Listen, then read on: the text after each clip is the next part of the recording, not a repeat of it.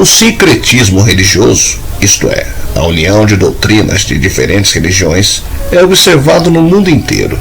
Isso acontece nas religiões de matriz africana da América Latina, por exemplo, que veneram algumas entidades semelhantes à do catolicismo. Mas poucas religiões apresentam elementos tão distintos quanto o Vale do Amanhecer.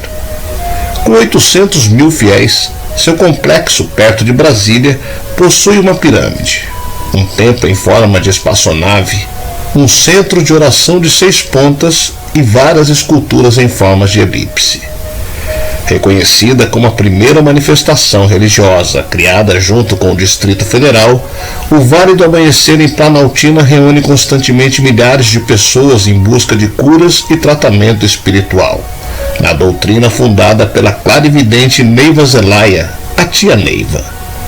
Os ideais do grupo têm bases no cristianismo, no espiritismo, além de rituais de povos nativos da América Latina e crenças esotéricas. E eles também acreditam em alienígenas. Eu sou o Sidney Góes e você está no Placebo.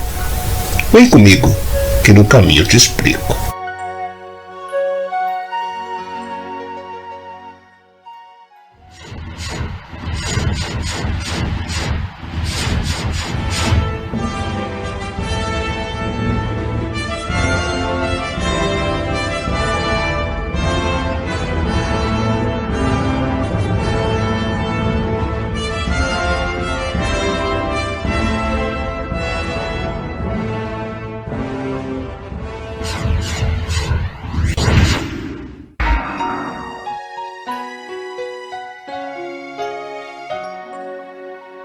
O Vale do Amanhecer é uma comunidade fundada em 1969 por Neiva Chaves Zelaya.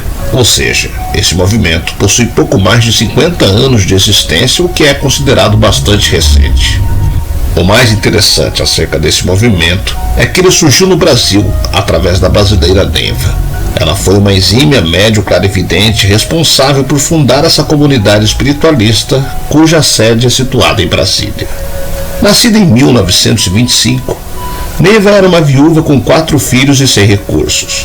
Para poder se sustentar, ela trabalhou como costureira, agricultora e até chegou a aprender a dirigir, tornando-se a primeira motorista profissional do Brasil, trabalhando inclusive como caminhoneira. Devido ao seu trabalho, Neiva percorreu vários estados. No entanto, acabou fazendo morada em Goiânia. Foi lá que recebeu o convite para realizar parte da construção de Brasília, o qual aceitou de prontidão. Contudo, foi apenas com 33 anos que despertou sua mediunidade, anos antes de ser convidada para participar da construção de Brasília. Tia Neiva começou a ter visões, as quais atribuía ao pai Seta Branca. Hoje entende-se ser uma reencarnação de Francisco de Assis. De acordo com Neiva, ele se apresentava como um indígena de túnica azul celeste, cocar de penas e uma lança branca nas mãos. Durante essas visões, pai Seta Branca apresentava essa nova religiosidade a Tia Neiva. E foi daí que surgiu o Vale do Amanhecer. Ou seja, segundo o que eles acreditam, é uma religião trazida pela sabedoria dos espíritos. Hoje em dia, a comunidade conta com cerca de 600 templos no Brasil, Portugal, Alemanha, Japão, Bolívia, Uruguai e nos Estados Unidos. E de acordo com os estudos recentes, o movimento detém cerca de 800 mil membros. O Vale do Amanhecer tem sede em Planaltina, no Distrito Federal. Só em Pernambuco há mais de 50 templos. No entanto, atualmente não é muito difícil ter acesso às suas crenças, culturas e modo de vida. Qualquer pessoa é bem-vinda à comunidade. Uma dúvida muito comum ao se deparar com esse assunto é sobre qual é a religião do Vale do Amanhecer. Na verdade, ela já é uma espécie de religião, ainda que algumas pessoas a considerem como uma comunidade espiritual. Contudo, possui elementos fortes de sincretismo religioso, ou seja, trata-se de uma religião bastante eclética. Afinal, une práticas do cristianismo, espiritismo, hinduísmo, figuras das religiões afro-brasileiras, símbolos incas e egípcios. Ademais, os adeptos acreditam em viagens intergalácticas e em vida fora da Terra, os famosos ETs. É comum observar os fiéis usando roupas coloridas, mesmo em atividades cotidianas. A missão dos fiéis é trazer alívio e curar as aflições dos seguidores através de algumas práticas e rituais. E como várias outras culturas, o intento é buscar a evolução espiritual e auxiliar outros seres nesse processo. Por ser uma espécie de sincretismo religioso, eles acreditam em muitas coisas. Suas áreas são bem vastas. Mas, como base de tudo, os fiéis acreditam que extraterrestres vieram à Terra há cerca de 32 mil anos.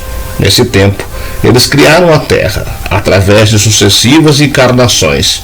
Sendo assim, eles passaram por várias culturas e épocas. E atualmente, os membros do Vale, conhecidos como médiuns, acreditam que eles próprios são as mais recentes encarnações e se designam como jaguares. A estimativa da gerência regional do Vale é que, em média, há cerca de 5 mil frequentadores por semana no local. Nas quartas, sábados e domingos são os dias que mais há visitantes. E isso acontece porque são os dias em que todos os trabalhos oferecidos pela doutrina são disponibilizados aos interessados. Ainda assim, a sociedade dominante e as comunidades religiosas no Brasil normalmente rejeitam o Vale do Amanhecer, classificando-o e outros grupos espiritualistas como seitas. A tensão é principalmente dominante entre os seguidores do Vale e evangélicos que construíram igrejas perto da comunidade visando membros para a conversão. Os evangélicos acreditam que os membros do Vale estão sob a influência de demônios. Estabelecida na década de 1950, a religião era popular entre agricultores, pobres e imigrantes que vieram para ajudar a construir Brasília.